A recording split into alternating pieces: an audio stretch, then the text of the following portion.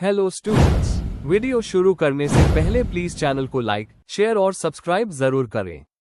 एक important information, अगर आपको इस वीडियो के नोट्स चाहिए तो डिस्क्रिप्शन बॉक्स में दिया गया डाउनलोड लिंक चेक करें।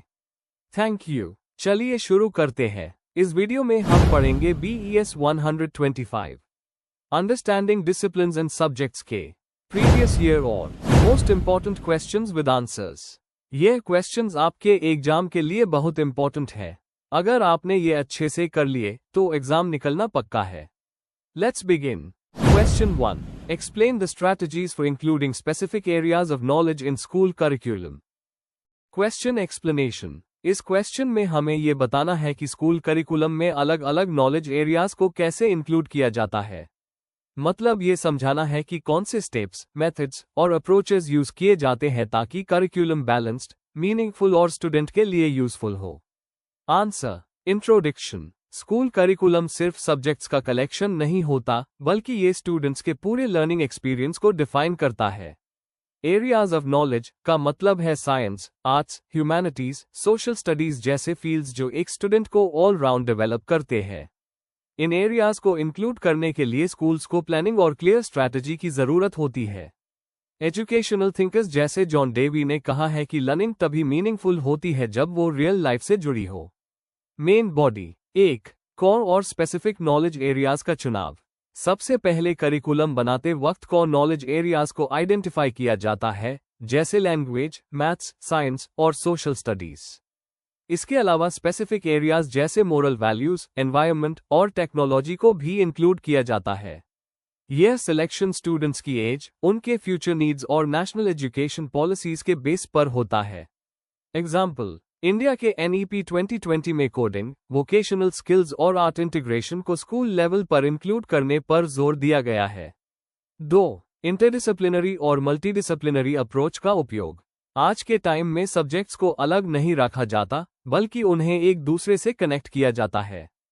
प्रोजेक्ट बेस्ड लर्निंग और थीम बेस्ड टीचिंग के जरिए अलग अलग सब्जेक्ट्स को कंबाइन करके पढ़ाया जाता है। जैसे क्लाइमेट चेंज पर प्रोजेक्ट में साइंस, जियोग्राफी और इकोनॉमिक्स सब हो सकते हैं। इससे स्टूडेंट्स को रियल लाइफ एप्लीकेशन समझ आता है और रोते लर्निंग से बचाव होता है। 3, लोकल और ग्लोबल नॉलेज का बैलेंस। करिकुलम डिजाइन करते वक्त लोकल और ग्लोबल दोनों पर्सपेक्टिव्स का ध्यान रखा जाता है। लोकल कल्चर, लैंग्वेज और एनवायरनमेंट को इंक्लूड करके लर्निंग को रेलेवेंट बनाया जाता है। साथ ही स्टूडेंट्स को ग्लोबल नॉलेज जैसे न्यू टेक्नोलॉजी और इंटरनेशनल इश्यूज से भी जोड़ा जाता है। एग्जाम्पल, लोकल फार्मिंग प्रैक्टिसेस के साथ ग्लोबल सस्टेनेबल मेथड्स को पढ़ना एक बैलेंस्ड अप्रोच है। 4, इंक्लूसिव और लर्नर सेंटर्ड अप्रोच। आज का करिकुलम सब स्टूडेंट्स के लिए इंक्लूसिव होना चाहिए, चाहे उनका बैकग्राउंड या एबिलिटी कुछ भी हो। इसके लिए डिफरेंशिएटेड टीचिंग मेथड्स और फ्लेक्सिबल सब्जेक्ट चॉइसेस दिए जाते हैं। Universal design for learning UDL जैसे अप्रोचेस इंश्योर करते हैं कि हर स्टूडेंट अपने पोटेंशियल तक पहुंच सके। इससे एजुकेशन सबके लिए इक्वल और मीनिंगफुल बनती है। 5, करिकुलम का रेगुलर रिव्यू और अपडेट। नॉलेज हर दिन बदल रही है, इसलिए करिकुलम को भी टाइम टू टाइम अपडेट करना जरूरी है। न्यू सब्जेक्ट्स जैसे AI, डिजिटल लिटरेसी और ग्लोबल सिटीजनशिप को इंक्लूड करने के लिए कंटिन्यूअस रिव्यू प्रोसेस होता है। टीचर्स, स्टूडेंट्स और पेरेंट्स सब मिलकर इस प्रोसेस में हिस्सा लेते हैं ताकि करिकुलम प्रैक्टिकल और रेलेवेंट रहे। कंक्लूजन। स्कूल करिकुलम में स्पेसिफिक नॉलेज एरियाज को इंक्लूड करने के लिए प्लानिंग और क्लियर स्ट्रैटेजीज जरूरी है। कोर सब्जेक्ट्स के साथ इंटरडिसिप्लिनरी लर्निंग, इंक्लूसिविटी और रेगुलर अपडेट से करिकुलम स्ट्रांग और बैलेंस बनता है। इस तरह का करिकुलम स्टूडेंट को सिर्फ नॉलेजेबल नहीं, बल्कि रिस्पॉन्सिबल और क्रिएटिव इंसान बनाता है। अगर आपको इस वीडियो के नोट्स चाहिए तो डिस्क्रिप्शन बॉक्स में दिए गए डाउनलोड लिंक को जरूर चेक करें। Thank you. चलिए देखते हैं next question. Question 2, critically analyse the philosophical and historical perspectives of a discipline. Question explanation. इस क्वेश्चन में हमें यह समझाना है कि एक डिसिप्लिन के विकास में फिलॉसफी और हिस्ट्री दोनों का क्या योगदान रहा है। हमें यह बताना है कि फिलॉसफी ने डिसिप्लिन्स के एम और नेचर को कैसे डिफाइन किया और हिस्ट्री ने उनके डेवलपमेंट को समय के साथ कैसे दिखाया। क्रिटिकल एनालिसिस का मतलब है दोनों के एडवांटेजेस और लिमिटेशंस को डिस्कस करना। आंसर। इंट्रोडक्शन। डिसिप्लिन का मतलब है नॉलेज का एक स्पेसिफिक एरिया, जैसे साइंस, मैथमेटिक्स या एजुकेशन। हर डिसिप्लिन की रूट्स फिलॉसफी में होती है और वो हिस्ट्री के दौरान इवॉल्व होती गई है। फिलोसॉफिकल पर्सपेक्टिव हमें बताता है कि किसी डिसिप्लिन के पीछे क्या सोच, उद्देश्य और वैल्यूज है, जबकि हिस्टोरिकल पर्सपेक्टिव बताता है कि वो डिसिप्लिन समय के साथ कैसे बदला। दोनों मिलकर हमें एक कंप्लीट समझ देते हैं कि नॉलेज सोसाइटी में कैसे ऑर्गेनाइज होता है। Main body. 1. Philosophical perspectives of a discipline. Knowledge का नेचर और पर्पस। फिलॉसफी सवाल उठाती है, ज्ञान क्या है, कैसे मिलता है और इसका उद्देश्य क्या है। ये सवाल हर डिसिप्लिन के डायरेक्शन को तय करते हैं। जैसे साइंस में ऑब्जेक्टिव ट्रूथ चाहिए होता है और फिलॉसफी में rational understanding. Epistemological base. Epistemology बताता है कि किसी डिसिप्लिन में नॉलेज को वैलिड कैसे माना जाता है।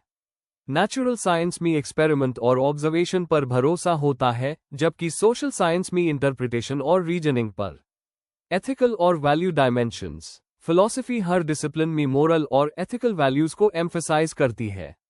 जैसे एजुकेशन में ह्यूमन वैल्यूज और मेडिसिन में एथिक्स का role. Philosophical schools of thought. Idealism ideas और माइंड को रियलिटी मानता है। Literature, philosophy. Realism real world और फैक्ट्स पर फोकस करता है। Science, maths. Pragmatism practical learning पर जोर देता है। Vocational studies. Constructivism knowledge learner के एक्सपीरियंस से बनता है। Education, psychology. 2. Historical perspectives of a discipline. समय के साथ इवोल्यूशन। पहले नॉलेज एक ही फील्ड, फिलॉसफी, में था, लेकिन धीरे धीरे अलग सब्जेक्ट्स बने। Science, arts, social science, etc. Industrial revolution का असर। इंडस्ट्रियल रेवोल्यूशन ने नए सब्जेक्ट्स को जन्म दिया, जैसे इंजीनियरिंग, सोशियोलॉजी और इकोनॉमिक्स। एजुकेशन सिस्टम्स भी मॉडर्न और स्किल बेस्ड बने। कॉलोनियल और post colonial impact. Colonial period में वेस्टर्न एजुकेशन सिस्टम इंडिया में आया, जिससे सब्जेक्ट्स का स्ट्रक्चर बना। इंडिपेंडेंस के बाद इंडिया ने इसे अपने कल्चर और नीड्स के हिसाब से मॉडिफाई किया। Contemporary changes. आज के टाइम में सब्जेक्ट्स इंटरडिसिप्लिनरी हो रहे हैं, जैसे एनवायरमेंटल स्टडीज में बायोलॉजी, जियोग्राफी और सोशियोलॉजी सब एक साथ उस होते हैं। 3. फिलॉसफी और हिस्ट्री का इंटररिलेशन। फिलॉसफी फाउंडेशन देती है, हिस्ट्री प्रोसेस दिखाती है। फिलॉसफी बताती है क्यों और क्या, जबकि हिस्ट्री बताती है कैसे और कब। एग्जाम्पल, एजुकेशन सब्जेक्ट में फिलॉसफी हमें वैल्यूज और एम्स बताती है, जबकि हिस्ट्री बताता है कि एजुकेशन सिस्टम कैसे बदला गुरुकुल से मॉडर्न स्कूल तक। करिकुलम डिजाइन में रोल। दोनों पर्सपेक्टिव्स मिलकर एक बैलेंस्ड और रेलेवेंट करिकुलम बनाने में हेल्प करते हैं। 4. Critical analysis. Strengths. Philosophy clarity और मोरल गाइडेंस देती है। हिस्ट्री रियल एग्जाम्पल्स और प्रैक्टिकल कॉन्टेक्स्ट देती है। लिमिटेशंस। फिलॉसफी कभी कभी ज्यादा थियोरेटिकल होती है। हिस्ट्री कॉन्टेक्स्ट पर ज्यादा और प्रिंसिपल्स पर कम फोकस करती है। दोनों का कॉम्बिनेशन हाई एक होलिस्टिक अंडरस्टैंडिंग देता है। कंक्लूजन। आखिर में हम कह सकते हैं कि फिलॉसफी और हिस्ट्री दोनों मिलकर डिसिप्लिन के स्ट्रक्चर और ग्रोथ को समझाते हैं। फिलॉसफी थियोरेटिकल बेस देती है और हिस्ट्री रियल वर्ल्ड डेवलपमेंट दिखाती है। इन दोनों के बीच बैलेंस बनाना जरूरी है ताकि नॉलेज हमेशा रेलेवेंट और मीनिंगफुल रहे। If you need the notes of this video, there's a download link in the description box. Be sure to check it out. Thank you. Let's see the next question. Question 3. Explain the strategies for including specific areas of knowledge in school curriculum. Question explanation. इस question में हमें यह समझाना है कि school curriculum में अलग अलग नॉलेज के एरियाज कैसे इंक्लूड किए जाते हैं। मतलब, टीचर्स और करिकुलम प्लानर्स कैसे डिसाइड करते हैं कि कौन सा सब्जेक्ट या नॉलेज एरिया स्टूडेंट के लिए इंपॉर्टेंट है और उसे सिलेबस में कैसे शामिल किया जाए। आंसर। इंट्रोडक्शन। स्कूल करिकुलम एक ऐसा फ्रेमवर्क है जिसमें डिसाइड किया जाता है कि स्टूडेंट्स क्या पढ़ेंगे और किस तरह का नॉलेज, स्किल्स और वैल्यूज उन्हें मिलेंगे। स्पेसिफिक नॉलेज एरियाज को करिकुलम में इंक्लूड करना एक थॉटफुल प्रोसेस होता है, जिसमें सोसाइटी के गोल्स, स्टूडेंट्स की नीड्स और एजुकेशनल थियरीज को ध्यान में रखा जाता है। जॉन डेवी जैसे थिंकर्स ने कहा था कि करिकुलम को रियल लाइफ एक्सपीरियंसेस से जुड़ना चाहिए। इसलिए करिकुलम डिजाइनर्स को ऐसे स्ट्रैटेजीज यूज करनी होती हैं जिससे हर नॉलेज एरिया मीनिंगफुल तरीके से इंक्लूड हो। Main body. 1. Core knowledge domains identify करना। पहला स्टेप होता है इंपॉर्टेंट सब्जेक्ट्स या नॉलेज एरियाज को आइडेंटिफाई करना, जैसे language, science, maths, social studies और आर्ट्स। यह डिसीजन एजुकेशनल फिलॉसफी और नेशनल पॉलिसीज जैसे NEP 2020 के बेस पर लिया जाता है। NEP 2020 कहता है कि स्टूडेंट्स को मल्टीडिसिप्लिनरी एजुकेशन मिलनी चाहिए जिसमें अलग अलग फील्ड्स का नॉलेज हो। 2. थियोरेटिकल और प्रैक्टिकल नॉलेज का बैलेंस बनाना। एक इम्पॉर्टेंट स्ट्रैटेजी है थियरी और प्रैक्टिकल दोनों को बैलेंस करना। एग्जाम्पल के लिए, साइंस सिर्फ पढ़ने के लिए नहीं है, एक्सपेरिमेंट्स करके स्टूडेंट्स यूज अप्लाई भी करते हैं। यह अप्रोच कंस्ट्रक्टिविस्ट थियरी के अकॉर्डिंग है, जो कहती है लर्निंग बाय डूइंग सबसे इफेक्टिव है। 3. इंटरडिसिप्लिनरी नॉलेज का इंटीग्रेशन। आज के एजुकेशन सिस्टम में सब्जेक्ट्स को अलग नहीं रखा जाता, बल्कि उन्हें एक साथ कनेक्ट किया जाता है। एनवायरनमेंटल स्टडीज, डिजिटल लिटरेसी और मोरल एजुकेशन जैसे टॉपिक्स हर सब्जेक्ट में इंक्लूड किए जाते हैं। इससे स्टूडेंट्स को रियल लाइफ इश्यूज का होलिस्टिक अंडरस्टैंडिंग मिलता है। 4. लोकल और कंटेक्सचुअल नॉलेज इंक्लूड करना। करिकुलम को लोकल कॉन्टेक्स्ट से जोड़ना भी जरूरी है। स्टूडेंट्स अपने आसपास के कल्चर, जियोग्राफी और ट्रेडिशंस को जब सिलेबस में देखते हैं तो उनका इंटरेस्ट बढ़ता है। यह अप्रोच ग्लोबलाइजेशन के कॉन्सेप्ट पर बेस्ड है, ग्लोबली सोचना लेकिन लोकली एक्ट करना। 5. लर्नर सेंटर्ड और इंक्लूसिव अप्रोचेस अडॉप्ट करना। हर स्टूडेंट अलग होता है, इसलिए करिकुलम ऐसा होना चाहिए जो सबके लिए एक्सेसिबल हो। डिफरेंशिएटेड इंस्ट्रक्शन और universal design for learning UDL जैसी स्ट्रैटेजीज एंश्योर करती हैं कि सब लर्नर्स को सेम नॉलेज मिले। प्रोजेक्ट्स, एक्टिविटीज और ग्रुप लर्निंग से कंटेंट सबके लिए एंगेजिंग बन जाता है। 6. कंटिन्यूअस इवैल्यूएशन और फीडबैक। करिकुलम एक स्टैटिक डॉक्यूमेंट नहीं होता, इसे रेगुलर रिव्यू की जरूरत होती है। टीचर्स और स्टूडेंट्स के फीडबैक से करिकुलम को अपडेट किया जाता है। इससे नए सब्जेक्ट्स जैसे आर्टिफिशियल इंटेलिजेंस, एनवायरनमेंट स्टडीज और एंटरप्रेन्योरशिप को टाइम के साथ इंक्लूड किया जा सकता है। कंक्लूजन। स्कूल करिकुलम में नॉलेज एरियाज इंक्लूड करना एक प्लान्ड और डायनामिक प्रोसेस है। इसका मेन गोल ये है कि स्टूडेंट्स को ऐसा एजुकेशन मिले जो उनके लाइफ और सोसाइटी के लिए यूजफुल हो। जब करिकुलम इंक्लूसिव, बैलेंस्ड और अपडेटेड होता है, तब स्टूडेंट्स रियल वर्ल्ड के लिए बेटर प्रिपेयर्ड होते हैं। अगर आपको इस वीडियो के नोट्स चाहिए तो डिस्क्रिप्शन बॉक्स में दिया गया डाउनलोड लिंक जरूर चेक करें। Thank you. चलिए देखते हैं अगला question. Question 4. Critically discuss the interrelationships between and among the disciplines with examples from different subject areas. Question explanation. इस क्वेश्चन में हमें ये बताना है कि अलग अलग सब्जेक्ट्स या डिसिप्लिन्स एक दूसरे से कैसे जुड़े हुए हैं। हमें एक्सप्लेन करना है कि उनके बीच कॉन्सेप्ट्स, मेथड्स और गोल्स किस तरह मिलते हैं। साथ ही कुछ एग्जाम्पल्स भी देने हैं जैसे साइंस और मैथमेटिक्स, लिटरेचर और सोसाइटी, ETC। हमें क्रिटिकल वे में लिखना है, मतलब फायदे और चैलेंजेस दोनों बताने हैं। आंसर। इंट्रोडक्शन। डिसिप्लिन का मतलब होता है एक ऑर्गेनाइज्ड फील्ड ऑफ नॉलेज जिसका अपना मेथड और फोकस होता है। लेकिन आज के टाइम में कोई भी सब्जेक्ट अकेला नहीं है। हर डिसिप्लिन किसी ना किसी दूसरे सब्जेक्ट से कनेक्टेड है। जब अलग अलग फील्ड्स अपनी नॉलेज शेयर करती है तो नए आइडियाज और फील्ड्स जन्म लेते हैं, जैसे एनवायरनमेंटल स्टडीज, सोशल साइकोलॉजी और data science. Main body. 1. Meaning and nature of interdisciplinary relationship. Interdisciplinary relationship का मतलब है सब्जेक्ट्स के बीच के संबंध। जब हम एक प्रॉब्लम को समझने के लिए कई सब्जेक्ट्स के मेथड्स और आइडियाज का यूज करते हैं, तब यूज इंटरडिसिप्लिनरी अप्रोच कहते हैं। जैसे क्लाइमेट चेंज एक ऐसी प्रॉब्लम है जिसमें एनवायरनमेंट, इकोनॉमिक्स, जियोग्राफी और पॉलिटिक्स सबका रोल होता है। जेरोम ब्रूनर और होवर्ड गार्डनर जैसे एजुकेशनिस्ट्स कहते हैं कि जब सब्जेक्ट्स को जोड़ा जाता है तो अंडरस्टैंडिंग और डीप हो जाती है। 2. Historical and philosophical basis of interdisciplinary linkages. पहले के जमाने में सब नॉलेज एक ही फील्ड में आता था, जैसे एंशिएंट ग्रीस में फिलॉसफी के अंदर साइंस, आर्ट और एथिक्स सब इंक्लूडेड थे। जैसे जैसे नॉलेज बढ़ा, सब्जेक्ट्स अलग अलग हो गए, लेकिन यूनिटी ऑफ नॉलेज का कॉन्सेप्ट कभी खत्म नहीं हुआ।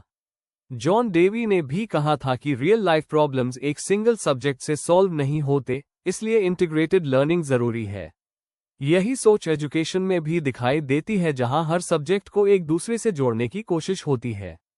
3. Examples of interdisciplinary relationships. A. Science और मैथमेटिक्स। फिजिक्स और केमिस्ट्री दोनों मट के रूल्स पर बेस्ड है, जैसे न्यूटन्स लॉज और केमिकल रिएक्शंस दोनों मैथ फॉर्मूलाज से एक्सप्लेन होते हैं।